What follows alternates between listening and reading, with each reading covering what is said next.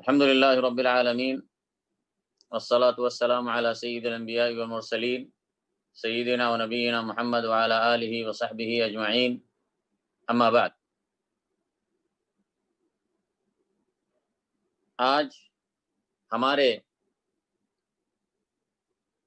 درس کا موضوع ہے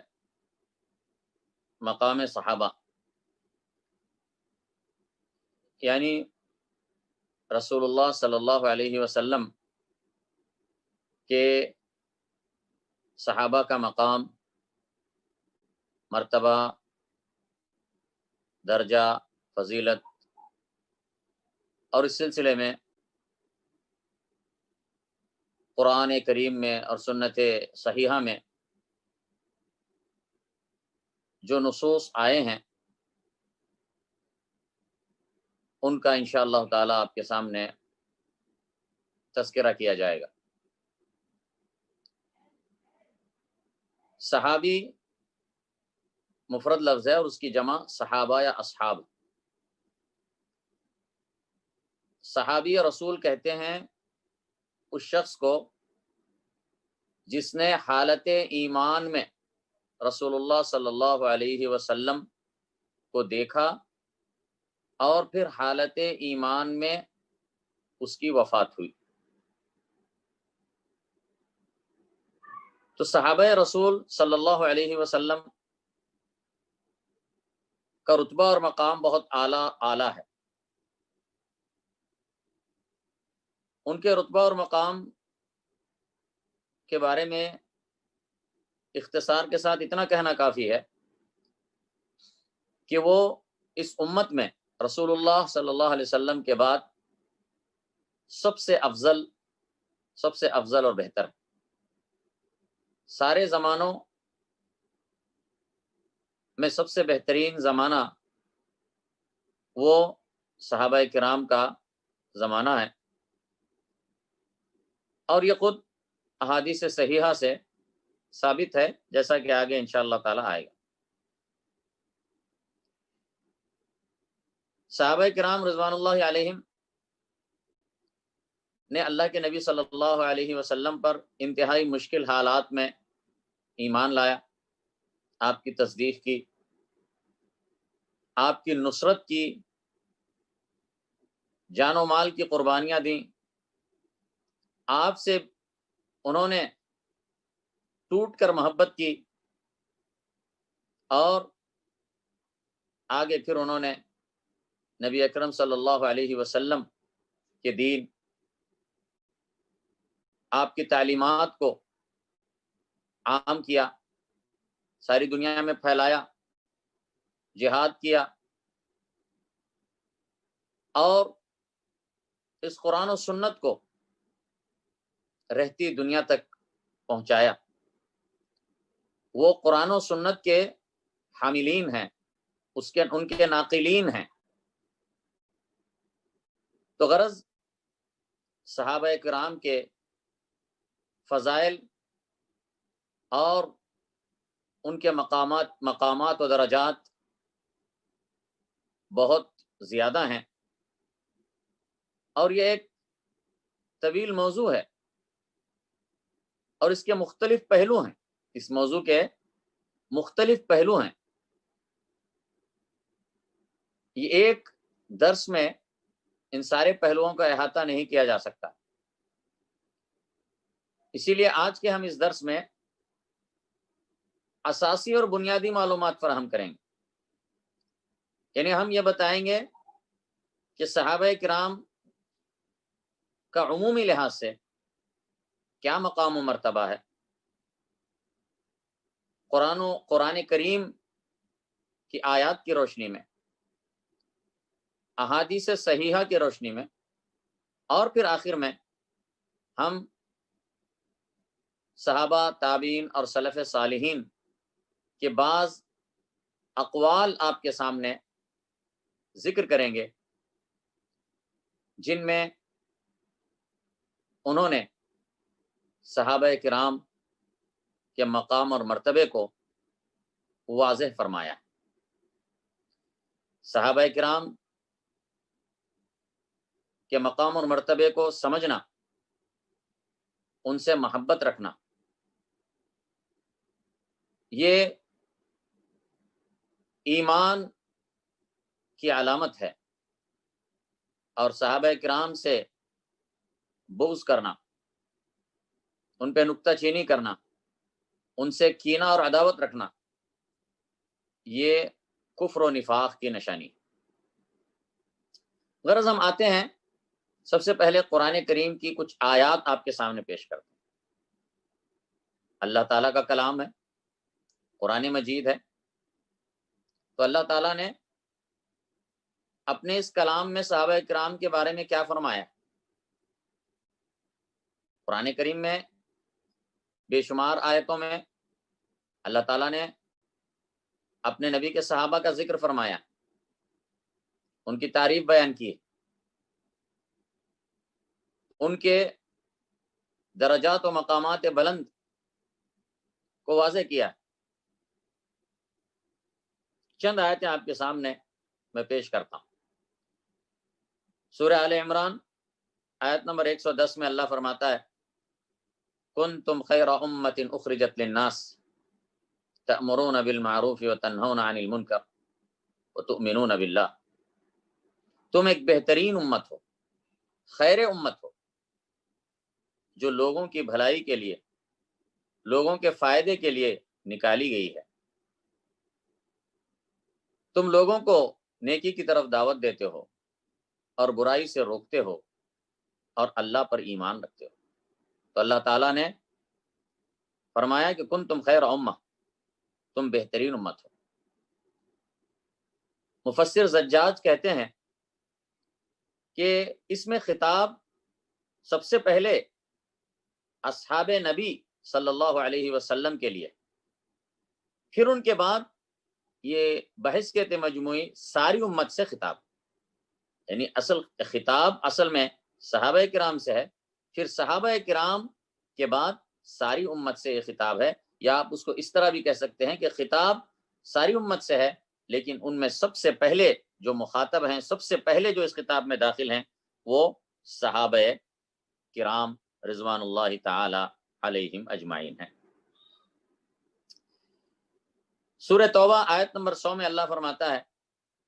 والسابقون الاولون من المہاجرین والانصار والذین اتبعوهم بإحسان رضی اللہ عنہم ورضوا عنہ وأعد لهم جنات تجری تحتها الانہار خالدین فیہا ابدا ذلک الفوز العظیم۔ اور سابقین اولین، سابقین اولین کہتے ہیں، سابقین کا مطلب سبقت کرنے والے، الاولین یعنی اول سب سے پہلے اسلام لانے والے، اسلام میں اور ایمان میں سبقت کرنے والے صحابہ، یعنی جو پہلے مرحلے میں اول اسلام قبول کرنے والے ہیں، ان کو سابقین اولین کہا جاتا ہے۔ تو فرمایا اور سابقین اولین، مہاجرین میں سے بھی اور انصار میں سے بھی، مہاجرین جنہوں نے مکے سے ہجرت کر کے مکے سے مدینے کی طرف ہجرت کی تھی، اللہ کی خاطر، دین کی خاطر، اپنے وطن کو چھوڑا تھا، اپنے گھروں کو چھوڑا تھا، تو یہ مہاجرین، ان کا رتبہ صحابہ میں سب سے، بحیثیت مجموعی صحابہ میں سب سے بڑا ہے، انصار کے مقابلے میں ان کا رتبہ بڑا ہے۔ اور پھر اس کے بعد اللہ نے ذکر فرمایا خاص طور سے انصار کا، انصار ناصر کی جمع، مدد کرنے والے، یعنی چونکہ انصار وہ ہیں جو مدینے کے رہنے والے، مدینے کے مقامی باشندے، جو عام طور سے اوس اور خزرج قبیلے سے تعلق رکھتے تھے، یہ انصار، تو ان کا بھی بڑا مقام ہے، اور ان کو انصار اس لیے کہا گیا کہ انہوں نے اللہ کے نبی کی اور اس دین کی نصرت کی اور جہاد کیا اور جان و مال کو قربان کیا۔ تو فرمایا سابقین اولین، مہاجرین میں سے بھی اور انصار میں سے بھی۔ پھر اس کے بعد فرمایا والذین اتبعوہم بإحسان، اور وہ لوگ جنہوں نے ان کی اتباع کی، یعنی انصار و مہاجرین کی اتباع کی، وہ سارے لوگ جنہوں نے انصار و مہاجرین کی اتباع کی، اقتداء کی، رضی اللہ عنہم ورضوا عنہ، تو ان سب کے بارے میں پھر اللہ نے فرمایا کہ اللہ ان سے راضی ہوا اور وہ اللہ سے راضی ہوئے، وأعد لهم جنات، اور ان کے لیے اللہ نے تیار کر رکھے ہیں باغات، یعنی جنتیں اللہ نے ان کے لیے تیار کر رکھی ہیں، جن کے نیچے سے نہری بہتی ہوں گی، جن میں وہ ہمیشہ ہمیش رہیں گے، یہ بڑی کامیابی۔ تو اب اس میں دیکھیں اللہ تعالیٰ نے ایک طرف کیا کہا، مہاجرین اور انصار کا خاص طور سے ذکر فرمایا، اور پھر اس کے بعد کہا کہ جو لوگ بھی ان کے طریقے پر، ان کے نقش قدم پر چلیں گے، ان سب کے لیے اللہ تعالیٰ نے بشارتیں دی۔ سب سے پہلے یہ کہا کہ اللہ ان سے راضی، اللہ ان سے راضی، خوش ہے اللہ ان سے راضی، اور پھر یہی بتایا کہ وہ اللہ سے راضی۔ تیسری چیز اللہ نے یہ بتائی کہ اللہ نے ان کے لیے جنتیں رکھی، ان کو جنت کی خوشخبری سنائی، اور پھر یہ بھی بتایا آخر میں کہ یہی کامیابی ہے، یہ کامیاب لوگ ہیں۔ تو اس کے اندر اس ایک آیت کے ذریعے کو اگر کوئی پڑھے گا تو سارا معاملہ واضح ہو جائے گا۔ اس ایک آیت کو، جو قرآن کریم کی ایک آیت بھی کسی کی ہدایت کے لیے کافی، ان لوگوں کے لیے جو صحابہ کرام سے کینہ رکھتے ہیں، عداوت رکھتے ہیں، بغض رکھتے ہیں، ایسے لوگوں کی ہدایت کے لیے اگر وہ سچے دل سے حق کی طلب رکھ کر اگر قرآن کریم کا مطالعہ کریں گے، پڑھیں گے، تو یہ ایک آیت بھی ان کی ہدایت کے لیے کافی۔ اسی طرح سورہ توبہ آیت نمبر 117 میں اللہ فرماتا ہے لقد تاب اللہ علی النبی والمہاجرین والانصار الذین اتبعوه في ساعة العسرة من بعد ما كاد يزيغ قلوب فريق منهم ثم تاب عليهم انه بهم رؤوف الرحیم۔ یقیناً اللہ تعالیٰ نے توبہ قبول کر لی، اللہ تعالیٰ نے توبہ قبول کر لی۔ آپ کو معلوم ہے کہ جو بھی انسان جنت میں جاتے ہیں وہ اللہ کی توبہ سے، اللہ کی توبہ قبول کرنے کی وجہ سے، اللہ کی مغفرت اور رحمت کے حصول کے بعد وہ جنت میں جاتے ہیں۔ تو اللہ کی توبہ اور مغفرت کا حصول ضروری۔ فرمایا اللہ تعالیٰ نے توبہ قبول فرما لی ہے، نبی کی بھی، مہاجرین کی بھی اور انصار کی بھی، الذین اتبعوه فی ساعۃ العسرہ۔ پھر اللہ نے تعریف بیان کی مہاجرین اور انصار کی کہ یہ وہ لوگ ہیں جنہوں نے مشکل وقت میں نبی کی اتباع کی۔ یہ ہے ساعۃ العسرہ، آرام کے وقت، آسائش کے وقت اتباع کرنا وہ آسان ہے، لیکن مشکل اوقات میں انہوں نے نبی کی اتباع کی، اس کی اقتداء کی، اس کے نقش قدم پر چلے۔ من بعد ما كاد يزيغ قلوب فريق منهم، بعد اس کے کہ ان میں سے بعض کے دل قریب تھا کہ وہ بھٹک جائیں یا ٹیڑے ہو جائیں، یعنی ایسے مشکل حالات تھے کہ قریب تھا کہ جو ہے نا بعض کے دل وہ راہ راست سے بھٹک جائیں اور ثابت قدم نہ رہیں، لیکن اللہ تعالیٰ نے ان صحابہ پر، مہاجرین و انصار پر کرم فرمایا اور وہ ثابت قدم رہے، اور انہوں نے مشکل حالات میں بھی نبی کا ساتھ نہیں چھوڑا۔ انہ بہم رؤوف الرحیم۔ پھر آگے فرمایا اللہ نے ثم تاب علیہم، پھر اللہ نے ان کی توبہ قبول فرما لی، دوبارہ فرمائے ثم تاب علیہم، پھر اللہ نے ان کی توبہ قبول فرما لی، انہ بہم رؤوف الرحیم، بے شک وہ ان پر بہت مہربان، بہت رحیم۔ اس آیت کے تفسیر میں احکام القرآن میں ابو بکر الجصاص فرماتے ہیں کہ اس آیت میں صحابہ کرام پر لعن طعن کرنے والوں کے اوپر رد ہے کہ اللہ وہ صحابہ کرام پر لعن طعن کرنے والے لوگ جو صحابہ کرام کی طرف ایسی باتوں کی، نامناسب اور بری باتوں کی نسبت کرتے ہیں کہ جن سے اللہ تعالیٰ نے ان کو بری قرار دیا ہے۔ اسی طرح سورہ نور آیت نمبر 55 میں اللہ تعالیٰ فرماتا ہے وعد اللہ الذین آمنوا منکم وعملوا الصالحات ليستخلفنهم في الأرض كما استخلف الذين من قبلهم وليمكنن لهم دينهم الذي ارتضى لهم وليبدلنهم من بعد خوفهم أمنا يعبدونني لا يشركون بي شيئا۔ اللہ تعالیٰ نے وعدہ کیا ہے ان سے جنہوں نے ایمان لایا ہے تم میں سے، وعملوا الصالحات، اور جنہوں نے عمل کیے ہیں نیک۔ وعد اللہ الذین آمنوا منکم وعملوا الصالحات، کیا وعدہ کیا ہے؟ لَيَسْتَخْلِفَنَّهُمْ فِي الْأَرْضِ، اللہ نے وعدہ کیا ہے ان سے جنہوں نے ایمان لایا اور عمل صالح کیا، کس بات کا؟ لَيَسْتَخْلِفَنَّهُمْ فِي الْأَرْضِ، کہ البتہ ضرور ان کو خلافت عطا فرمائے گا زمین کے اندر، یعنی زمین میں اللہ تعالیٰ انہیں خلافت عطا فرمائے گا اور اقتدار عطا فرمائے گا۔ لَيَسْتَخْلِفَنَّهُمْ فِي الْأَرْضِ كَمَا اسْتَخْلَفَ الَّذِينَ مِن قَبْلِهِمْ، جس طرح اللہ تعالیٰ نے ان سے پہلے والوں کو بھی خلافت عطا فرمائی تھی، یعنی اہل ایمان۔ وَلَيُمَكِّنَنَّ لَهُمْ دِينَهُمُ الَّذِي ارْتَضَىٰ لَهُمْ، اور اللہ تعالیٰ ان کے لیے ان کے دین کو غالب فرمائے گا جس کو اللہ نے ان کے لیے پسند فرمایا. وَلَيُبَدِّلَنَّهُم مِّن بَعْدِ خَوْفِهِمْ أَمْنًا، اور البتہ ضرور اللہ تعالیٰ ان کے خوف کے بعد بدل کر، ان کے خوف کو بدل کر اللہ انہیں امن عطا فرمائے گا. یعبدوننی لا یشرکون بی شیئا، وہ میری ہی عبادت کریں گے اور میرے ساتھ کسی کو شریک نہ کریں گے.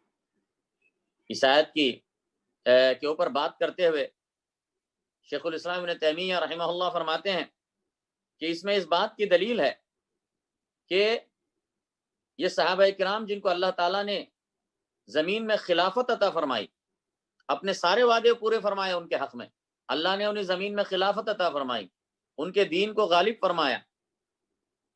اور ان کے خوف کے بعد انہیں امن عطا فرمایا. یہ سارے وعدے اللہ تعالیٰ نے ان کے ساتھ پورے فرمائے، تو اس میں اس بات کی دلیل ہے کہ یہ سارے لوگ ایمان اور عمل صالح سے متصف تھے، ایمان اور عمل صالح سے متصف تھے، اس لیے کہ اللہ تعالیٰ نے یہ وعدے ان کے لیے کیے تھے جن کے پاس ایمان اور عمل صالح ہے، ایمان اور عمل صالح کی شرط پر کیے تھے. اور یہ سارے وعدے جب اللہ نے صحابہ کرام کے ساتھ پورے فرمائے تو اس میں اس بات کی دلیل ہے کہ صحابہ کرام ایمان اور عمل صالح سے متصف تھے. اسی طرح سورہ فتح آیت نمبر 29 میں اللہ فرماتا ہے محمد الرسول اللہ، محمد اللہ کے رسول، والذین معہ، اور وہ لوگ جو اس کے ساتھ ہیں، یعنی اس کے صحابہ، اس کے اصحاب، اس کے ساتھی، اشداء علی الکفار رحماء بینہم، کافروں پر بڑے سخت ہیں اور آپس میں بڑے رحم دل. یہ صحابہ کرام کی صفات میں سے اشداء علی الکفار رحماء بینہم تراہم رکعا سجدا، تو دیکھے گا ان کو رکوع اور سجود کرتے ہوئے، تراہم رکعا سجدا یبتغون فضلا من اللہ ورضوانا، تو دیکھے گا ان کو رکوع اور سجود میں وہ چاہتے ہیں رب کے، اللہ کے فضل اور اس کی خوشنودی کو، یعنی وہ تلاش کرتے ہیں اللہ کے فضل اور خوشنودی کو، یعنی مخلص ہیں، اللہ کی رضا چاہنے والے لوگ. یبتغون فضلا من اللہ ورضوانا سیماہم فی وجوہہم من اثر السجود، ان کے پیشانیوں پر نشانی لگی ہوئی ہے ان کے ایمان کی وجہ سے، ان کی پیشانیوں پر نشانی بنی ہوئی ہے سجدوں کے اثر کی وجہ سے، یعنی وہ کثرت سے نماز پڑھتے ہیں جس کی وجہ سے، کثرت سجدہ کی وجہ سے ان کی پیشانیوں پر اس کے نشانات پڑے ہوئے ہیں. سیماہم فی وجوہہم من اثر السجود. تو یہ اللہ تعالیٰ نے ان کی تعریف بیان فرمائی، ان کے صفات، ان کی جو صفات ہیں، ان کے جو مقامات ہیں، وہ اللہ تعالیٰ نے اس میں بیان فرمائے ہیں. اور آگے اللہ تعالیٰ نے پھر تورات اور انجیل کے اندر بھی ان کا ذکر فرمایا ہے. یہ بتایا ہے کہ اللہ تعالیٰ نے تورات نے بھی ان کا ذکر فرمایا ہے، ان کی تعریف فرمائی ہے، اور اسی طرح انجیل میں بھی اللہ تعالیٰ نے صحابہ رسول کا ذکر کر کے ان کی تعریف فرمائی ہے. یعنی اللہ تعالیٰ نے قرآن مجید کے اندر جہاں اللہ صحابہ کرام کی تعریف کی ہے، تو وہیں پر پچھلے آسمانی کتابوں میں بھی اللہ تعالیٰ نے صحابہ رسول صلی اللہ علیہ وسلم کا ذکر فرمایا ہے اور ان کی تعریف کی ہے اور ان کے مقامات بلند کو واضح فرمایا ہے. اچھا، یہاں پر ایک بات قابل غور ہے کہ اللہ تعالیٰ نے وہاں پر فرمایا تراہم رکعا سجدا یبتغون فضلا من اللہ ورضوانا سیماہم فی وجوہہم من اثر السجود. تو آگے اللہ تعالیٰ نے فرمایا لیغیظ بہم الکفار، تاکہ اللہ تعالیٰ غصہ دلائے ان صحابہ کے ذریعے سے، ان صحابہ کی ترقی سے غصہ دلائے کافروں کو. لیغیظ بہم الکفار، اللہ نے ان کا صحابہ کا ذکر کرنے کے بعد ان کے بارے میں اللہ تعالیٰ نے آگے دو مثالیں بیان کروائی، ایک تورات کے اندر آئی ہوئی مثال، پھر اس کے بعد ایک انجیل میں آئی ہوئی مثال، پھر آگے چل کر اللہ نے فرمایا لیغیظ بہم الکفار، تاکہ اللہ تعالیٰ ان کے ذریعے سے، ان کی وجہ سے غصہ ڈالے، غصہ دلائے کافروں. تو معلوم ہوا کہ صحابہ کرام کی شان یہ ہے کہ ایمان والے ان سے خوش ہوتے ہیں، اور جو ان سے غصہ ہوتے ہیں، ان کے بارے میں بغض اور کینہ رکھتے ہیں، وہ کون ہوتے ہیں؟ وہ کفار ہوتے ہیں. مسلمان صحابہ کرام سے دشمنی اور بغض نہیں رکھتے. اس کے لیے اس کے اندر بڑی سخت وعید ہے ان لوگوں کے لیے جو صحابہ رسول صلی اللہ علیہ وسلم سے کینہ رکھتے ہیں، بغض رکھتے ہیں تو ایسے لوگوں کے لیے اس آیت میں سخت وعید. امام مالک رحمہ اللہ کے سامنے ایک شخص کا ذکر آیا کہ وہ شخص صحابہ رسول کی عیب جوئی کرتا ہے. ایک شخص کا ذکر آیا امام مالک کی مجلس میں کہ فلاں شخص وہ صحابہ رسول کی نکتہ پر نکتہ چینی کرتا ہے اور عیب جوئی کرتا ہے، لعن طعن کرتا ہے. تو امام مالک نے اس آیت کو پڑھا لیغیظ بہم الکفار، تاکہ اللہ تعالیٰ غصہ دلائے ان صحابہ کرام کے ذریعے سے، ان صحابہ کرام کی ترقی سے اللہ تعالیٰ غصہ دلائے کافروں کو ان کے دلوں. تو انہوں نے فرمایا کہ جو شخص بھی صحابہ کرام سے بغض رکھتا ہے، اس کے دل میں کینہ پایا جاتا ہے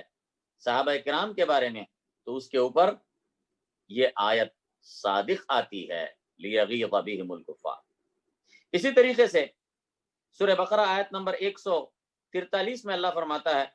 وَكَذَلِكَ جَعَلْنَاكُمْ أُمَّةً وَسَطًا لِتَكُونُوا شُهَدَاءَ عَلَى النَّاسِ، اور اسی طرح ہم نے تم کو امت وسط بنایا ہے تاکہ تم ہو جاؤ لوگوں پر گواہی دینے والے، لوگوں پر شہید. تو یہ بھی آیت، اس کا سب سے پہلے امتن وسطن کا مطلب کیا ہے؟ وسطن کا مطلب ہے خیارن عدولا، یعنی سب بہترین، اور عدولن یعنی عدل والے. تو خیارن عدولا یہ ہوتے ہیں امت وسط. ہم نے تم کو امت وسط بنایا. تو امت اسلامیہ، امت محمدیہ، وہ ساری امتوں میں سب سے بہترین ہے اور سب سے عادل والی امت ہے.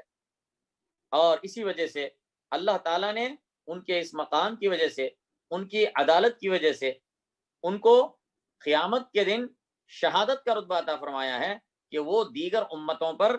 گواہی دیں گے اور اللہ تعالیٰ ان کی گواہی کو قبول فرمائے گا. تو ظاہری بات ہے کہ یہ آیت بھی اگرچہ کہ ساری امت کے لیے عام ہے، لیکن صحابہ کرام اس میں سب سے اول داخل ہوتے ہیں، یعنی صحابہ کرام اس میں سر فہرست ہیں، اور ان کے اندر یہ دونوں صفتیں بدرجہ اتم موجود ہیں، عدالت اور شہادت. اب یہ ہو گیا قرآن کریم کی یہ بعض آیات تھیں جن کی میں نے آپ کے سامنے تلاوت کی ہے،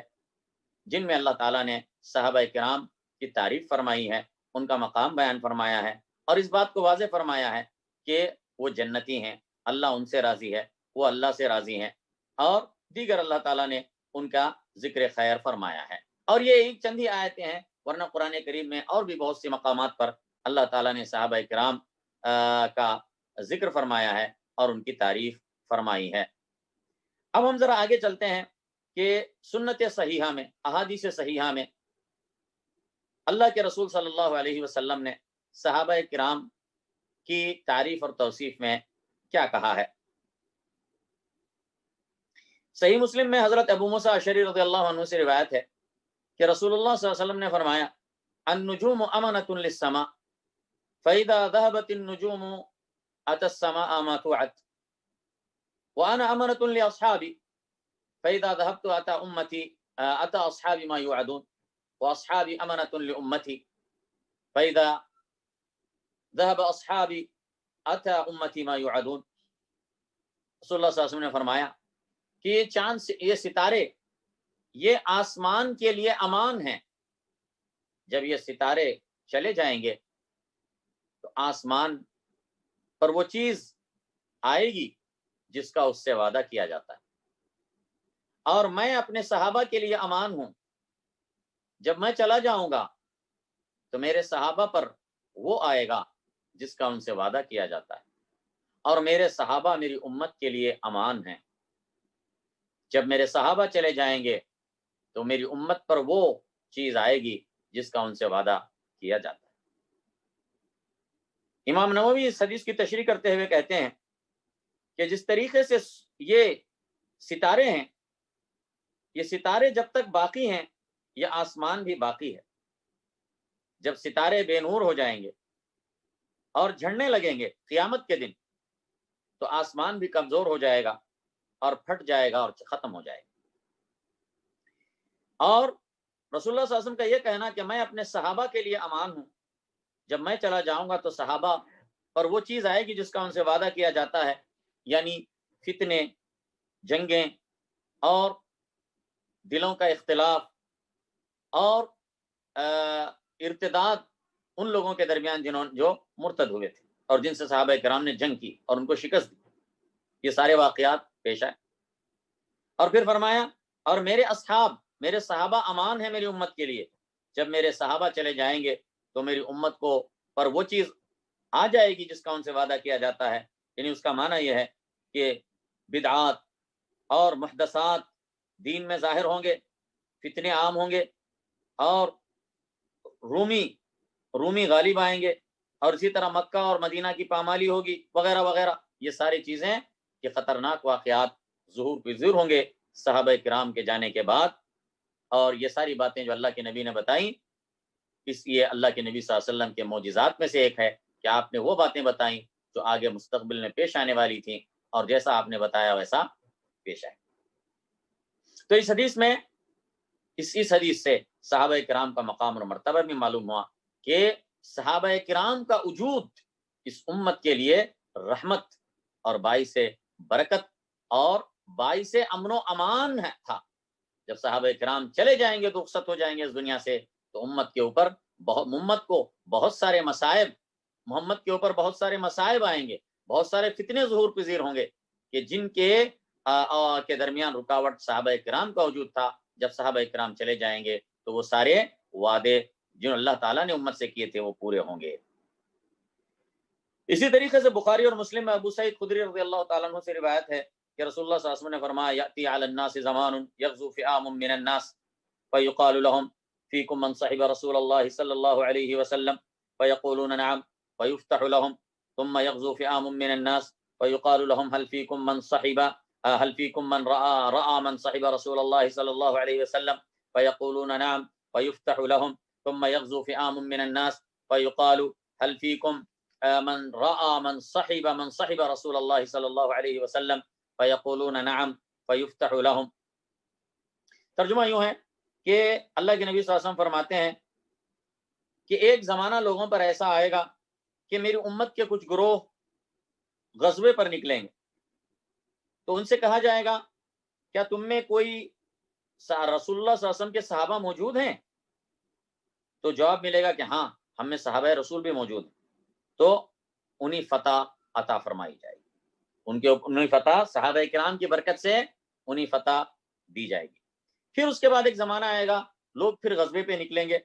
تو پوچھا جائے گا کیا تم میں تابعین موجود ہیں، یعنی وہ لوگ موجود ہیں کہ جنہوں نے صحابہ رسول کو دیکھا، کیا تم میں وہ ہستیاں موجود ہیں جنہیں صحابہ رسول کی صحبت حاصل ہوئی، یعنی تابعین؟ تو کہا جائے گا ہاں، تو پھر ان کو بھی فتح عطا فرمائی جائے گی۔ پھر اس کے بعد ایک زمانہ آئے گا جب پھر مسلمان جہاد کے لیے نکلیں گے، غزوے پر نکلیں گے، تو ان سے کہا جائے گا کیا تم میں وہ لوگ موجود ہیں جنہوں نے صحابہ رسول کے شاگردوں کو دیکھا ہے، یعنی تابعین کو دیکھا ہے، یعنی تبع تابعین، جن کو ہم اصطلاح میں کیا کہتے ہیں؟ تبع تابعین، صحابہ، تابعین، تبع تابعین۔ کیا تم میں تبع تابعین موجود ہیں، یہ مطلب؟ تو کہا جائے گا ہاں، پھر ان کو بھی فتح عطا فرمائی جائے۔ یہ امت کے 3 سب سے بہترین طبقات۔ تو اس حدیث کے اندر صحابہ کرام کی فضیلت ہے، اسی طرح صحابہ کرام کے شاگردوں تابعین اعظام کی فضیلت ہے، اسی طرح تابعین کے شاگرد تبع تابعین کی فضیلت اس حدیث کے اندر بیان کی گئی ہے۔ اور ان سے پوچھا جائے گا، جو سوال کیا جائے گا، کیا صحابہ رسول موجود ہیں؟ کیا صحابہ رسول کے شاگرد موجود ہیں؟ کیا صحابہ رسول کے شاگردوں کے شاگرد موجود ہیں؟ اس طرح سوال ہوگا، اور ایسے ہی ہوا جیسے اللہ کے نبی صلی اللہ علیہ وسلم نے فرمایا کہ سب سے زیادہ جو فتوحات ہوئی انہی 3 طبقات کی موجودگی میں ہوئی۔ اس کے بعد کی جو فتوحات ہیں وہ ہیں اس کے بعد بھی، لیکن وہ بہت کم ہیں۔ زیادہ حصہ فتوحات کا انہی 3 مبارک امت کے طبقات کی موجودگی میں ہوا، جیسا کہ اللہ کے نبی صلی اللہ علیہ وسلم نے بیان فرمایا۔ تو یہ صحابہ کرام کی برکت۔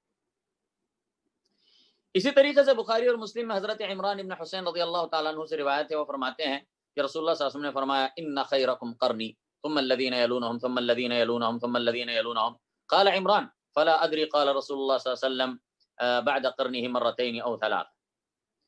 کہ عمران بن حسین روایت کرتے ہیں کہ رسول اللہ صلی اللہ علیہ وسلم نے فرمایا تم میں سے سب سے بہترین لوگ وہ میرے زمانے کے لوگ،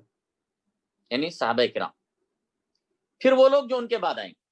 پھر وہ لوگ جو ان کے بعد آئیں گے، پھر وہ لوگ جو ان کے بعد آئیں گے۔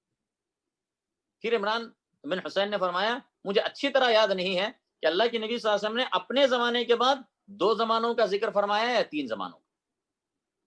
یعنی ثم الذین یلونہم آپ نے 2 مرتبہ کہا یا 3 مرتبہ، مجھے اچھی طرح یاد نہیں ہے، یا تو 2 مرتبہ کہا یا 3 مرتبہ۔ تو اس سے بہرحال یہ پہلی جو حدیث آئی تھی اسی سے، اس میں جس طرح 3 امت کے طبقات کا ذکر تھا، صحابہ، تابعین، تبع تابعین، اس میں بھی ان کا 3 طبقات کا ذکر ہے، مبارک طبقات کا، صحابہ، تابعین اور تبع تابعین، اور اس میں ان کی فضیلت معلوم ہوتی ہے۔ اور یہ بھی معلوم ہوتا ہے کہ ساری اس امت میں سب سے بہترین طبقہ وہ صحابہ کرام کا طبقہ ہے، سب سے افضل اور بہترین طبقہ، بہترین زمانہ وہ صحابہ کرام کا زمانہ ہے۔ اور اہل علم نے بیان فرمایا کہ اس میں صحابہ، تابعین، تبع تابعین کا ذکر آیا ہے، یہ امت کے بہترین طبقات ہیں۔ تو اہل علم فرماتے ہیں کہ تبع تابعین میں سے جو شخص سب سے آخر میں مطلب جو آخری زمانہ ہے وہ تقریباً تبع تابعین کا 220 تک کا ہے، 220 ہجری تک کا زمانہ ہے، جن میں یہ تینوں طبقات یہاں پر آ کر اختتام پذیر ہو جاتے ہیں، یعنی اس امت کا تیسرا طبقہ بھی جو مبارک طبقات میں سے 220 تک آ کے یہ ختم ہوتے ہیں۔ اور اس کے بعد کا زمانہ وہ پرفتن زمانہ شروع ہوا، بدعات ظہور پذیر ہوئی، معتزلہ نے اپنا سر اٹھایا، فلاسفہ نے اپنا سر اٹھایا، اور اہل علم سے امتحان لیا جانے لگا، ان کو آزمائشوں سے گزارا گیا، خلق قرآن کا فتنہ اٹھا، اور بہت ساری دین کے اندر تبدیلیاں اور تغیرات ہوئیں، اور برابر معاملہ نقصان کی طرف جاتا رہا، یہاں تک کہ یہ نقصان روز بروز بڑھتا ہی جا رہا ہے وقت کے ساتھ۔ اسی طریقے سے صحیح بخاری میں حضرت ابو سعید خدری رضی اللہ تعالیٰ عنہ سے روایت ہے، وہ کہتے ہیں کہ رسول اللہ صلی اللہ علیہ وسلم نے فرمایا لا تسبوا اصحابی فلو ان احدکم انفق مثل احد ذهبا ما بلغ مد احدهم ولا نصیفہ۔ صحابہ رسول اللہ صلی اللہ علیہ وسلم نے فرمایا میرے صحابہ کو گالی نہ دو، میرے صحابہ کو گالی نہ دو، یعنی برا بھلا نہ کہو، لان تان نہ کرو، ان کی شان میں گستاخیاں مت کرو۔ فلو ان احدکم، پھر فرمایا پس اگر تم میں سے کوئی شخص انفق مثل احد ذهبا، اگر احد پہاڑ کے برابر سونا بھی خرچ کرے گا تو وہ ان کے ایک مٹھی یا آدھا مٹھی خرچ کرنے کے برابر بھی نہیں پہنچ سکتا۔ یعنی صحابہ کرام نے جو ایک مٹھی یا آدھا مٹھی بھی اللہ کے راستے میں اگر صدقہ کیا تھا تو ان کو اس میں جو اجر اس میں ہے وہ اجر اتنا زیادہ ہے کہ اگر بعد والے لوگ احد پہاڑ کے برابر سونا بھی خرچ کریں گے تو وہ اس رتبے کو اور اس اجر کو نہیں پہنچ سکتے۔ اور پھر ذرا غور کریں، صحیح مسلم کے اندر یہ موجود ہے کہ اللہ کے نبی نے کب فرمایا یہ جملہ، صحیح مسلم میں موجود یہ الفاظ آئے ہیں کہ خالد بن ولید رضی اللہ عنہ اور عبد الرحمن بن عوف رضی اللہ عنہ کے درمیان کچھ تکرار ہو گئی، تو خالد نے ان کو گالی دی، تب اللہ کے نبی صلی اللہ علیہ وسلم نے یہ جملہ فرمایا، خالد کو مخاطب کرتے ہوئے فرمایا، خالد بن ولید کو۔ خالد بن ولید نے یہ متاخرین میں سے ہیں، یہ سابقین اولین میں سے نہیں، یہ متاخرین میں سے ہیں، انہوں نے فتح مکہ سے کچھ پہلے اسلام لایا، تو یہ متاخرین، تو اللہ کے نبی صلی اللہ علیہ وسلم نے ان کو اور ان جیسے صحابہ کو مخاطب کر کے فرمایا کہ اگر تم میں سے کوئی آدمی احد پہاڑ کے برابر بھی سونا خرچ کرے گا تو وہ میرے صحابہ سے یہاں مراد کیا ہے، وہ جو صحابہ جو آپ کے پرانے صحابہ ہیں، سابقین اولین ہیں، سابقین اولین کے میرے صحابہ کے ایک مٹھی یا آدھا مٹھی خرچ کرنے کے برابر بھی نہیں پہنچ سکتا۔ جب اللہ کے نبی صلی اللہ علیہ وسلم نے یہ بات متاخر صحابہ کے کو سے مخاطب کر کے کہی، متاخر صحابہ کو مخاطب کر کے کہی، تو بعد میں آنے والوں کا کیا ہو سکتا ہے، بعد میں آنے والے جو صحابہ کے بعد ہیں، جو صحابی ہی نہیں ہیں، تو ان سے اور صحابہ کے درمیان کیا مقابلہ ہو سکتا ہے۔ تو اس پہ ذرا غور کرنے کی بات، جیسا کہ ابن حزم فرماتے ہیں کہ اللہ کے نبی نے یہ بات صحابہ کو مخاطب کر کے کہی، یعنی عام صحابہ کو، تو اب جو ان کے بعد آئیں گے ان کا کیا معاملہ ہوگا۔ ابو داؤد میں، سنن ابو داؤد میں سعید بن زید رضی اللہ عنہ کہتے ہیں، سے روایت ہے، وہ کہتے ہیں کہ سعید بن زید نے ایک مرتبہ عشرہ مبشرہ کا ذکر فرمایا، یعنی 10 صحابہ جن کے بارے میں اللہ کے نبی نے ایک حدیث کے اندر ان کے جنتی ہونے کی کا ذکر فرمایا ہے۔ اس حدیث کو بیان کر کے سعید بن زید نے فرمایا کہ ان میں سے ایک آدمی کا، ان میں سے کسی بھی ایک آدمی کا رسول اللہ صلی اللہ علیہ وسلم کے ساتھ تھوڑا سا وقت گزارنا، جس میں اس کے چہرے پر غبار، جس میں اس کا چہرہ غبار آلود ہوا تھا اللہ کے نبی صلی اللہ علیہ وسلم کے ساتھ،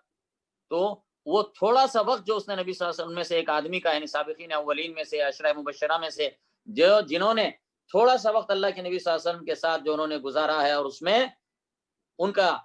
چہرہ گرد آلود ہوا تھا، تو اس کا یہ عمل تم میں سے ایک آدمی کے عمل سے بہتر ہے، ساری زندگی عمل سے بہتر ہے۔ تم میں سے اگر آدمی ساری زندگی عمل کرتا رہے، عبادت کرتا رہے، تو اس سے بڑھ کر ہے ان صحابہ کرام کا تھوڑا سا وقت اللہ کے نبی صلی اللہ علیہ وسلم کے ساتھ جو انہوں نے گزارا تھا، اور اگرچہ کہ تم میں سے کسی کو نوح کے برابر بھی عمر دی جائے۔ تو یہ بھی سعید بن زید نے یہ بھی خطاب کیا تھا دیگر عام صحابہ کو خطاب کر، کہ عام صحابہ کے مقابلے میں ان عشرہ مبشرہ یا ان سابقین اولین کا یہ رتبہ ہے، تو اب جو بعد میں آنے والے ہیں جو غیر صحابہ ہیں، تو ان کا ان سے کیا مقابلہ ہو سکتا ہے، اس کو آپ اچھی طرح سمجھ سکتے ہیں۔ سنن نبی داؤد میں زید بن ثابت رضی اللہ عنہ سے روایت ہے کہ رسول اللہ صلی اللہ علیہ وسلم نے فرمایا، نضر اللہ امرأ سمع مقالتی، نضر اللہ امرأ سمع منا حدیثا فحفظہ حتی یبلغہ، اللہ تعالیٰ اس شخص کے چہرے کو تر و تازہ رکھے۔ یہ دعا اللہ کے نبی دعا دے رہے ہیں، اللہ تعالیٰ ہر اس شخص کے چہرے کو تر و تازہ رکھے، خوش رکھے، تر و تازگی عطا فرمائے، جس نے ہم سے کوئی حدیث سنی، پھر اسے یاد کیا، پھر اسے دوسروں تک پہنچایا۔ اب دیکھیں یہ حدیث جو اللہ کے نبی کی دعا ہے، کس کے اوپر صادق آتی ہے؟ سب سے پہلے کس پر یہ صادق آتی ہے؟ صحابہ کرام پر، جنہوں نے براہ راست نبی صلی اللہ علیہ وسلم سے احادیث سنی اور پھر اسے امت تک پہنچایا۔ آج ہم جو ہے احادیث کے مجموعے ہیں، صحیح بخاری ہے، صحیح مسلم ہے، اور دیگر کتب حدیث کے مجموعے ہیں، ہم ان سے پڑھتے ہیں اور اللہ کے نبی صلی اللہ علیہ وسلم کی احادیث کا علم حاصل کرتے ہیں، لیکن یہ سارا اثاثہ، یہ سارا سرمایہ اس امت تک کس نے پہنچایا؟ یہ صحابہ کرام ہیں، انہوں نے اللہ کے نبی صلی اللہ علیہ وسلم کے اقوال اور اعمال اور سیرت کو، غزوات کو، ہر چیز کو محفوظ کیا اور آنے والی نسلوں تک اس کو امانت داری کے ساتھ منتقل فرمایا۔ تو یہ چند احادیث تھیں جو میں نے آپ کے سامنے رکھی۔ شیخ الاسلام ابن تیمیہ رحمہ اللہ ان احادیث کو ذکر کرنے کے بعد، ان میں سے بعض احادیث کو ذکر کرنے کے بعد فرماتے ہیں کہ یہ احادیث متواتر احادیث ہیں اور مشہور ہیں صحابہ کرام کے فضائل میں اور ان کی تعریف میں، اور اس بات کو بتانے میں کہ صحابہ کرام کا طبقہ اور ان کا زمانہ بعد والے طبقوں اور زمانوں پر فضیلت اور فوقیت رکھتا ہے۔ اور ان احادیث سے یہ بھی معلوم ہوتا ہے کہ صحابہ کرام پر نکتہ چینی کرنا، صحابہ کرام پر لعن طعن کرنا، یہ حقیقت میں قرآن و سنت پر طعن کرنے کی طرح ہے۔ اور یہی رافض کا معاملہ ہے، یہ رافضیوں کا یہی معاملہ ہے کہ انہوں نے حقیقت میں قرآن و سنت پر طعن کیا ہے، کیونکہ انہوں نے قرآن و سنت کے جو حاملین و مبلغین ہیں، یعنی صحابہ کرام، ان پر، ان کی عدالت پر انہوں نے طعن کیا ہے، تو اس طرح حقیقت میں وہ قرآن و سنت پر طعن کے مرتکب ہو رہے ہیں، کیونکہ اس قرآن و سنت کے ناقلین، اس کے راوی یہ صحابہ کرام۔ اور بلکہ حقیقی بات یہ ہے، جیسا کہ بہت سارے امام مالک سے اور دیگر بہت سارے ائمہ سلف سے منقول ہے، کہ صحابہ کرام میں طعن حقیقت میں وہ رسول اللہ صلی اللہ علیہ وسلم کی ذات مبارکہ میں طعن کرنے کے مترادف ہے، اس لیے کہ ان لوگوں نے صحابہ کرام پر طعن کیا تاکہ کہنے والا یہ کہے کہ وہ تو بڑا برا آدمی تھا، کہ جس کے ساتھی اتنے برے تھے، اگر وہ نیک آدمی ہوتا تو اس کے ساتھی بھی نیک ہوتے۔ تو مطلب یہ ہے کہ جو صحابہ کرام پر طعن کرتا ہے تو وہ حقیقت میں وہ نبی کریم صلی اللہ علیہ وسلم پر نعوذ باللہ طعن کا مرتکب ہوتا ہے۔ اور جو شخص صحابہ کرام کے اوپر طعن کرتا ہے وہ دنیا اور آخرت میں بدبخت انسان۔ آپ کو معلوم ہے کہ صحابہ کرام پر طعن کرنے والے دو فرقے ہیں، ایک شیعہ اور دوسرے خوارج۔ یہ وہ شیعہ ہیں جو اپنے آپ کو اپنے آپ کو فضیلت دیتے ہیں، خود کو فضیلت دیتے ہیں ان صحابہ کرام پر، یا اپنے آپ کو فضیلت دیتے ہیں حالانکہ وہ خود جو ہے نا دنیا کی سب سے بدترین مخلوق ہو کر، دنیا کی سب سے بدترین مخلوق ہو کر اپنے آپ کو فضیلت دیتے ہیں ابو بکر پر، عمر پر اور عثمان پر، طلحہ پر اور زبیر پر اور عائشہ پر اور دیگر سارے صحابہ پر اپنے آپ کو فضیلت اور فوقیت دیتے ہیں، سوائے چند صحابہ کی جن کا وہ ذکر کرتے ہیں، جیسے علی، حسن، حسین، عمار ابن یاسر۔ اور اسی طرح خوارج کا معاملہ ہے، جو اپنے آپ کو فضیلت دیتے ہیں، اس پر فضیلت دیتے ہیں عثمان پر، علی پر، طلحہ پر، زبیر پر، حالانکہ یہ خوارج جو سب سے بدترین مخلوق ہیں اور جہنم کے کتے ہیں۔ بہرحال تو اس سے معلوم ہوا کہ یہ امت کی سب سے پاکیزہ ہستیاں ہیں، تو جو ان پاکیزہ ہستیوں پر طعن کرتا ہے اور ان کے بارے میں بغض رکھتا ہے، کینہ رکھتا ہے، تو اور ان کو کافر قرار دیتا ہے،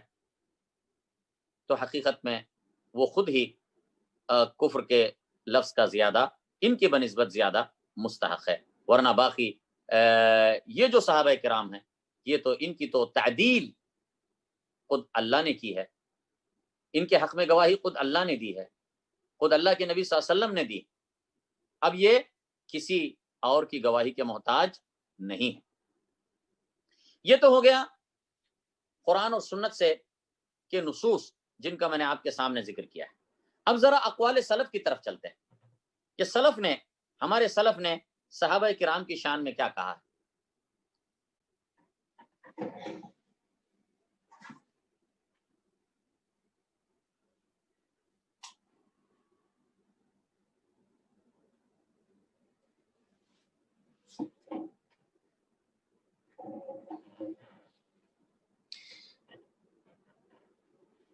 ایسے بہت سارے اقوال ہیں،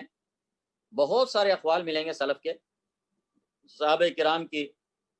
شان صحابہ کو بیان کرنے والے،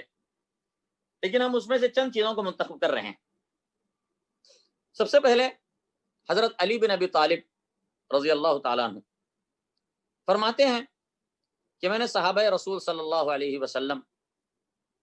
کے ایسے آثار دیکھے ہیں، ان کے ایسے کام دیکھے ہیں، آج میں کسی کو ایسا نہیں دیکھتا ہوں۔ یعنی انہوں نے اپنے زمانے خلافت میں ایک مرتبہ کہا کہ میں نے صحابہ رسول کے ایسے ایسے کام دیکھے ہیں، ایسے ایسی ان کی شان دیکھی ہے کہ آج ویسے لوگ میں نہیں پاتا ہوں۔ کہنے لگے اللہ کی قسم، وہ صبح کرتے تھے تو پراگندہ بال، غبار آلود اور زرد چہرہ ہوتے تھے، ان کے آنکھوں کے درمیان بکری کے گھٹنوں کی طرح نشانات بنے ہوتے تھے، یعنی کثرت سجدہ کی وجہ سے۔ وہ اللہ کی کتاب کی تلاوت کرتے ہوئے راتیں گزارتے تھے، کبھی پیروں پر کھڑے ہوتے تھے، قیام کرتے تھے، کبھی سجدوں پیشانیوں کے بل سجدہ ریز ہوتے تھے۔ جب اللہ کا ذکر آتا تھا، جب اللہ کی یاد دلائی جاتی تھی، تو وہ ایسے ہلنے لگتے تھے اللہ کے خوف اور خشیت سے، جیسے کہ درخت وہ تیز ہوا چلنے کے وقت جس طرح درخت ہلنے لگتے ہیں۔ پھر ان کی آنکھوں سے آنسو بہنے لگتے تھے، یہاں تک کہ ان کے آنسوؤں سے ان کے کپڑے بھیگ جاتے تھے۔ یہ حضرت علی بن ابی طالب رضی اللہ تعالیٰ عنہ نے فرمایا صحابہ کرام رضوان اللہ علیہم کے بارے میں۔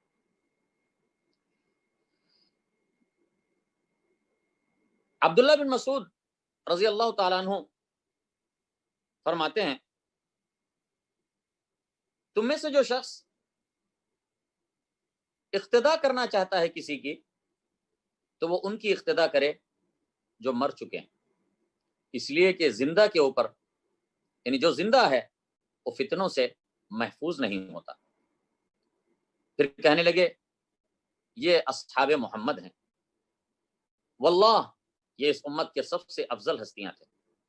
ان کے دل سب سے نیک تھے، ان کا علم سب سے عمیق تھا، یہ سب سے کم تکلف کرنے والے تھے،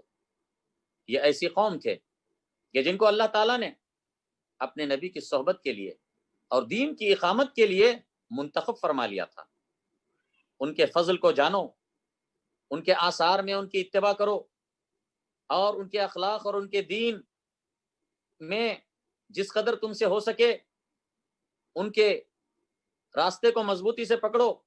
کیونکہ وہ سیدھے راستے پر تھے۔ اسی طرح حضرت عبداللہ ابن مسعود سے ایک اور روایت یوں ہے کہ انہوں نے فرمایا، بے شک اللہ تعالیٰ نے بندوں کے دلوں کو دیکھا تو اس نے محمد صلی اللہ علیہ وسلم کے دل کو ساری دنیا والوں کے دلوں میں سب سے بہتر پایا۔ بس اللہ تعالیٰ نے محمد صلی اللہ علیہ وسلم کو اپنے لیے خاص کر لیا اور اپنی رسالت کے ساتھ انہیں مبعوث فرمایا۔ پھر اللہ تعالیٰ نے بندوں کے دلوں پر کو دیکھا تو اللہ تعالیٰ نے قلب محمد کے بعد آپ کے اصحاب کے دل کو سب سے بہترین پایا، تو اللہ تعالیٰ نے ان صحابہ کو اپنے نبی کا وزیر بنایا، جو اس کے دین کے لیے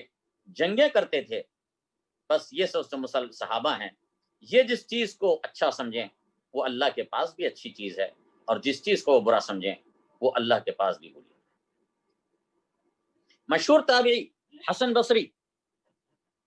فرماتے ہیں، صحابہ کرام کا ذکر فرماتے ہوئے کہتے ہیں کہ ان کے دوپہر کے دھوپ کے اوقات میں یہ پیاسے ہوتے تھے، یعنی روزہ رکھتے تھے، اور ان کے جسم پتلے تھے۔ یہ اللہ کی رضا کے معاملے میں مخلوقات کی ناراضگی کی ذرا بھی پرواہ نہیں کرتے تھے۔ اگر یہ غصہ کرتے تھے تو حد سے تجاوز نہیں کرتے تھے، اور قرآن کریم میں جو اللہ کے احکام ہیں ان سے آگے نہیں بڑھتے تھے۔ ان کی زبانیں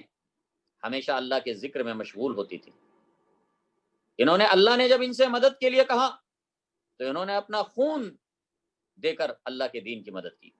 اور جب ان سے اللہ کے راستے میں قرض دینے کے لیے کہا گیا تو انہوں نے اپنے اموال کو اللہ کے راستے میں پیش کر دیا۔ ان کے اخلاق بہترین تھے، ان کا خرچہ بہت کم تھا، اور اپنی دنیا میں معمولی سی چیزوں کے اوپر وہ دنیا کے معاملے میں بالکل معمولی اور چھوٹی چیزوں کے اوپر گزارا کر لیتے تھے۔ مشہور تابعی قتادہ جو تابعی ہیں اور مفسر ہیں، وہ فرماتے ہیں کہ تمہاری تصدیق کے سب سے زیادہ مستحق وہ صحابہ رسول ہیں، وہ صحابہ رسول کہ جن کو اللہ تعالیٰ نے صحبت رسول اور اقامت دین کے لیے چن لیا تھا۔ امام مالک بن انس رحمہ اللہ کے سامنے ایک شخص کا ذکر آیا کہ وہ صحابہ کرام کے شان میں گستاخیاں کرتا ہے، اور یہ بات میں ابھی درمیان میں بتا چکا ہوں۔ تو امام مالک نے قرآن کی آیت پڑھی، لیغیظ بہم الکفار، تاکہ غصہ دلائے ان کے ذریعے اللہ کافروں کو۔ تو پھر انہوں نے کہا یہ آیت پڑھ کر کہ جس کے دل میں بھی صحابہ کرام میں سے کسی کے بارے میں بغض اور کینہ ہے تو اس کے اوپر یہ آیت صادق آتی ہے۔ امام شافعی فرماتے ہیں کہ اللہ تعالیٰ نے صحابہ رسول صلی اللہ علیہ وسلم کی تعریف بیان فرمائی، قرآن میں بھی، تورات میں بھی اور انجیل میں بھی۔ ان صحابہ نے ہم تک رسول اللہ صلی اللہ علیہ وسلم کی سنتوں کو ہم تک پہنچایا ہے، عام سنتوں کو بھی، خاص کو بھی، فرائض کو بھی اور سنن کو بھی۔ اور یہ صحابہ ہم سے اوپر ہیں، ہم سے اونچے ہیں، اپنے علم میں بھی، اپنے اجتہاد میں بھی، اپنے تقوی میں بھی اور اپنے عقل میں بھی۔ امام احمد بن حنبل رحمہ اللہ فرماتے ہیں، ذرا کلام طویل ہے لیکن میں اس کو پورا پڑھتا ہوں کیونکہ بڑی مفید، بڑی مختصر، بڑی جامع اور بڑی مفید باتیں۔ فرماتے ہیں یہ بالکل واضح اور صاف اور معروف سنت ہے کہ رسول اللہ تمام صحابہ رسول صلی اللہ علیہ وسلم کے محاسن اور فضائل کا ذکر کیا جائے، اور ان کے درمیان جو جھگڑے ہوئے تھے ان کے ذکر سے اپنے آپ کو روکا جائے۔ جس شخص نے صحابہ رسول کو گالی دی یا ان میں سے کسی کو گالی دی یا ان کی تنقیص کی یا ان پر طعن کیا یا ان کی عیب جوئی کی یا عیب کی طرف اشارہ کیا، ان سب کے بارے میں یا کسی ایک کے بارے میں، تو ایسا شخص بدعتی ہے، رافضی ہے، خبیث ہے، مخالف ہے، اللہ تعالیٰ اس کا کوئی عمل اس سے قبول نہیں کرے گا۔ بلکہ صحابہ کرام کی محبت وہ سنت ہے، صحابہ کرام کے لیے دعا یہ نیکی ہے، صحابہ کرام کی اقتداء یہ اللہ کے قرب کے حصول کا وسیلہ ہے، اور ان کے آثار پر چلنا یہ فضیلت ہے۔ اس امت میں نبی کے بعد سب سے افضل ابو بکر ہیں، اور ابو بکر کے بعد عمر ہیں، عمر کے بعد عثمان ہیں، عثمان کے بعد علی، اور بعض نے عثمان پر توقف کیا، یعنی آگے نہیں کہا، عثمان پر توقف کیا، اور یہ سارے خلفائے راشدین مہدیین۔ پھر ان چاروں کے بعد باقی جو اصحاب رسول ہیں ان کا رتبہ ہے، کسی کے لیے ہرگز جائز نہیں ہے کہ وہ ان میں سے کسی کے عیوب کا تذکرہ کرے، یا ان میں سے کسی پر طعن کرے، یا ان کی اوپر تنقیص کرے یا عیب جوئی کرے۔ جو شخص ایسا کرے گا، صحابہ کرام کی شان میں کسی قسم کی گستاخی کرے گا، تو سلطان پر، حاکم پر یہ واجب ہے کہ اس کو ادب سکھائے، اس کو سزا دے، اور اس کو معاف نہ کرے، بلکہ اسے ضرور سزا دے اور اسے توبہ کروائے۔ اگر توبہ کرے تو پھر اس کو قبول کرے، لیکن اگر پھر دوبارہ وہ گستاخی کرے تو پھر دوبارہ اس کو سزا دے اور اسے جیل میں رکھے یہاں تک کہ وہ مرے، یا پھر جو ہے نا رجوع کرے اور توبہ کرے۔ طحاوی رحمہ اللہ وہ فرماتے ہیں، عقیدہ طحاویہ میں ان کی کتاب ہے العقیدۃ الطحاویہ، جس میں انہوں نے اہل السنہ والجماعہ کا عقیدہ بیان کیا۔ فرماتے ہیں ہم اصحاب رسول صلی اللہ علیہ وسلم سے محبت کرتے ہیں، لیکن ان میں سے کسی کی محبت میں ہم غلو نہیں کرتے، اور ان میں سے کسی سے ہم برات اور لا تعلقی نہیں اختیار کرتے، اور ہم بغض کرتے ہیں ہر اس شخص سے جو ان صحابہ سے بغض کرتا ہے اور ناحق طریقے سے، برے طریقے سے ان کا ذکر کرتا ہے، اور ہم صحابہ کرام کا ذکر نہیں کرتے مگر خیر کے ساتھ۔ ان سے محبت وہ دین ہے، وہ ایمان ہے، وہ احسان ہے، اور ان سے بغض وہ کفر ہے، وہ نفاق ہے، وہ طغیان ہے۔ عقیدہ طحاویہ کے شارح، عقیدہ طحاویہ جو ابھی میں نے امام طحاوی کی کتاب عقیدہ طحاویہ ہے، وہ متن ہے، اس کی شرح کرنے والے ہیں ابن ابی العز الحنفی۔ وہ فرماتے ہیں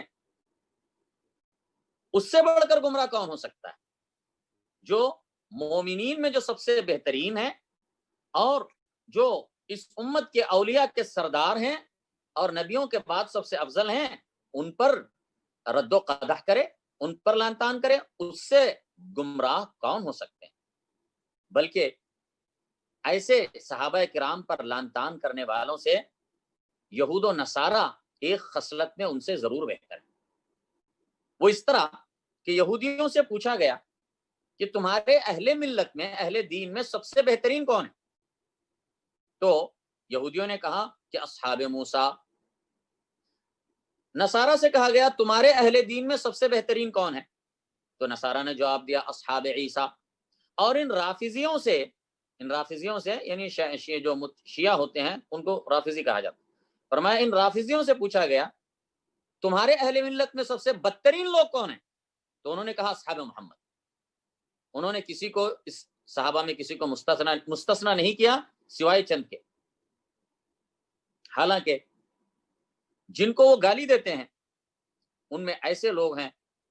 کہ جو ان صحابہ سے جن کو انہوں نے مستثنا کیا ہے ان سے بدرجہ بہتر اور افضل ہے۔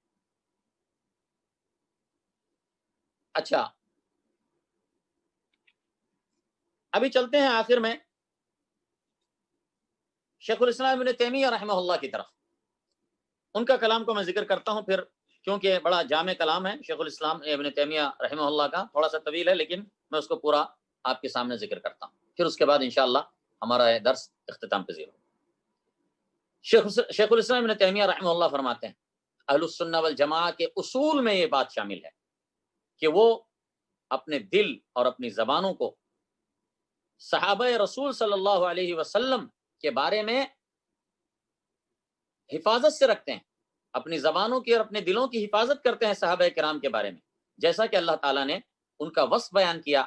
فرمایا اور وہ لوگ والذین جاؤوا من بعدہم یقولون ربنا اغفر لنا وَلِإِخْوَانِنَا الَّذِينَ سَبَقُونَا بِالْإِيمَانِ وَلَا تَجْعَلْ فِي قُلُوبِنَا غِلًّا لِّلَّذِينَ آمَنُوا رَبَّنَا إِنَّكَ رَءُوفٌ رَحِيمٌ. اور وہ لوگ جو ان صحابہ کے بعد آئے وہ یہ دعا کرتے ہیں کہ اے ہمارے رب ہماری مغفرت فرما، اور ہمارے ان بھائیوں کی جنہوں نے ہم پر سبقت کی ایمان میں، اور تو ہمارے دل میں کوئی کینہ نہ ڈالنا ان لوگوں کے بارے میں جنہوں نے ایمان لایا، اے ہمارے رب بے شک تو رؤوف الرحیم ہے. اور نبی صلی اللہ علیہ وسلم کے اس قول کی روشنی میں کہ اللہ کے نبی نے فرمایا کہ لا تسبوا اصحابی فوالذی نفسی بیدہ لو ان احدکم انفق مثل احد ذهبا ما بلغ مد احدهم ولا نصیفہ. کہ رسول اللہ صلی اللہ علیہ وسلم نے فرمایا میرے صحابہ کو گالی نہ دو، بس اس ذات کی قسم جس کے ہاتھ میں میری جان ہے، اگر تم میں سے کوئی شخص وہ احد پہاڑ کے برابر سونا بھی خرچ کرے گا تو میرے صحابہ کی ایک مٹھی یا آدھا مٹھی خرچ کرنے کے برابر بھی نہیں پہنچ سکتا. اہل السنہ پھر فرماتے ہیں اہل السنہ والجماعہ وہ رافضیوں کے طریقے سے لا تعلقی اور برات کا اظہار کرتے ہیں. وہ رافضی جو صحابہ کرام سے بغض رکھتے ہیں، صحابہ کرام کو گالیاں دیتے ہیں، اور اسی طرح اہل السنہ والجماعہ نواصب کے طریقے سے بھی لا تعلقی کا اظہار کرتے ہیں. وہ ناصبی جو آل بیت کو ایذا دیتے ہیں اپنے قول سے یا اپنے عمل سے. اور اہل السنہ والجماعہ وہ صحابہ کرام کے درمیان ہونے والے جھگڑوں اور جنگوں کے بارے میں اپنی زبانوں کی حفاظت کرتے ہیں، اور ان کا یہ کہنا ہے، اہل السنہ والجماعہ کا یہ عقیدہ ہوتا ہے کہ یہ جو آثار اور روایات آئی ہیں صحابہ کرام کے عیوب کے بارے میں یا ان کی غلطیوں کے بارے میں، تو ان میں سے بہت ساری روایات وہ جھوٹ ہیں، اور ان میں سے بہت ساری روایات وہ ہیں کہ جن میں کمی اور زیادتی کی گئی ہے، جس کے اندر تحریف اور تبدیلی کی گئی ہے. اور ان روایات میں جو کچھ صحیح روایات ہیں تو اس میں وہ معذور ہیں، یا تو مجتہد ہیں اور ان کا اجتہاد درست تھا، یا وہ مجتہد تھے اور ان کا اجتہاد خطا تھا، غلط تھا. اور اسی طرح اہل السنہ والجماعہ اس کے باوجود وہ یہ نہیں کہتے کہ صحابہ میں سے ہر کوئی فردن وہ چھوٹے یا بڑے گناہوں سے معصوم ہے، بلکہ گناہوں کا صدور فی الجملہ من حیث الجملہ ان سے بھی ممکن ہے. لیکن ان صحابہ کرام کے وہ سوابق اور فضائل ہیں کہ جو ان سے صادر ہونے والے گناہوں کے مغفرت کے لیے کافی ہیں. اگر ان سے کوئی گناہ صادر ہوا ہو تو ان کے ایسے سوابق اور فضائل ہیں کہ ان کے لیے ان کے گناہوں کی مغفرت کے اتنے اسباب ہیں کہ بعد والوں کے لیے ویسے اسباب نہیں ہیں. پھر ان کے ایسے حسنات ہیں کہ جو ان کے سیئات اور ان کے برائیوں کو مٹا دیتے ہیں، ایسے حسنات کہ جو بعد والوں کے لیے نہیں ہیں. اور رسول اللہ صلی اللہ علیہ وسلم کے قول سے ثابت ہو چکا ہے کہ وہ اس امت کے طبقوں میں سب سے بہترین طبقہ ہے صحابہ کا. اور یہ بھی ثابت ہو چکا ہے کہ صحابہ کرام نے جو ایک مٹھی یا آدھا مٹھی خرچ کیا ہے، صدقہ کیا ہے، اس کا اجر وہ بعد والوں کے بہت پہاڑ کے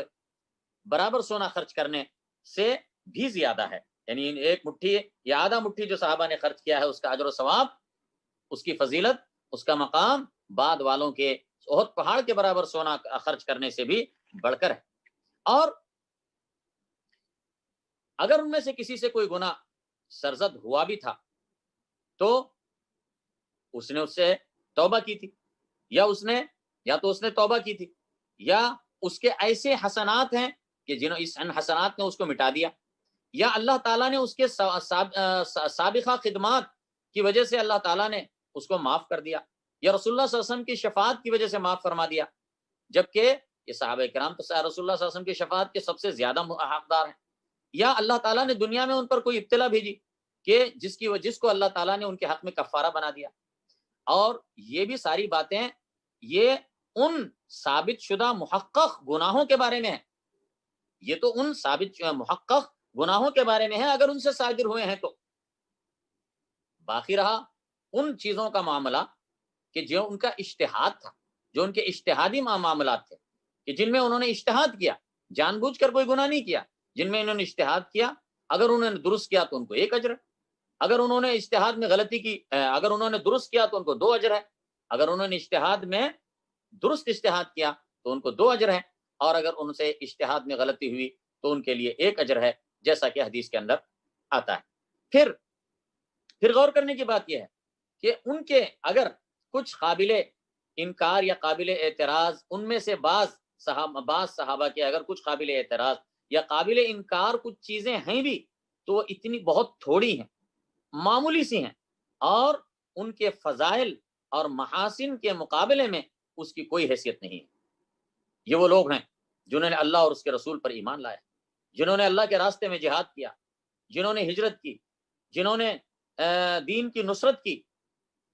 تو یہ سارے جو ہے ان کے فضائل ہیں۔ اور پھر وہ انہوں نے علم نافع اور عمل صالح سے متصف تھے۔ اور جو شخص بھی صحابہ کرام کی سیرت پر نظر ڈالے گا علم اور بصیرت کے ساتھ، اور غور کرے گا ان فضائل پر جو اللہ تعالیٰ نے ان کو عطا فرمائے تھے، تو اسے یقینی طور پر علم حاصل ہو جائے گا کہ صحابہ کرام انبیاء کرام کے بعد یہ سب سے اونچے درجے والے ہستیاں ہیں۔ سارے انبیاء کرام کے بعد سب سے اونچے درجے والے کوئی لوگ ہیں تو وہ یہ صحابہ کرام ہیں۔ نہ ان جیسا کوئی ان سے ہوا ہے، نہ ان جیسا کوئی آگے ہوگا۔ اور اس امت کے اندر جو ساری امتوں میں سب سے بہتر ہے، اس امت کے اندر جو ساری باقی امتوں میں سب سے بہترین امت ہے، اس امت کے اندر سب سے سر فہرست اور سب سے بہترین اور سب سے افضل جو لوگ ہیں وہ یہ صحابہ کرام ہیں۔ تو یہ شیخ الاسلام ابن تیمیہ رحمہ اللہ کا کلام ہے جو عقیدہ واسطیہ کے اندر انہوں نے بیان فرمایا ہے۔ اور شیخ الاسلام ابن تیمیہ کا منہاج السنہ النبویہ میں، الفتاوی میں، عقیدہ واسطیہ میں بہت بہترین کلام ہے۔ اس کے علاوہ بھی تو یہ صحابہ کرام کا مقام ہے اور مرتبہ ہے، ان کی شان ہے۔ اور سچی بات تو یہ ہے کہ صحابہ کرام سے محبت رکھنا، جیسا کہ بتایا گیا، وہ ایمان کی نشانی ہے، اور صحابہ کرام سے بغض رکھنا وہ نفاق اور کفر کی نشانی ہے۔ اور حقیقت میں جو صحابہ کرام پر لعن طعن کرتا ہے وہ کتاب و سنت پر لعن طعن کرتا ہے، یا کتاب و سنت پر طعن کرتا ہے۔ اور حقیقت میں جو صحابہ کرام پر طعن کرتا ہے وہ نبی پاک صلی اللہ علیہ وسلم پر در حقیقت طعن کرتا ہے۔ اللہ تعالیٰ سے دعا ہے کہ اللہ تعالیٰ تو اپنے فضل و کرم سے ہم تمام کے دلوں کو ایمان اور یقین سے منور فرما دے، اور ہمارے دلوں کو تیرے رسول صلی اللہ علیہ وسلم کی اور صحابہ کرام کی سچی محبت سے معمور فرما دے، اور ہمیں بھی تیرے نبی صلی اللہ علیہ وسلم اور تیرے نبی کے صحابہ کرام کے ساتھ تیری جنتوں میں داخل فرما، اور تیری جنتوں میں ان کی صحبت عطا فرما۔ ربنا اغفر لنا ولاخواننا الذين سبقونا بالایمان ولا تجعل في قلوبنا غلا للذين آمنوا ربنا انك رؤوف رحيم۔ صلی اللہ علی نبینا محمد وبارک وسلم والحمد للہ رب العالمین۔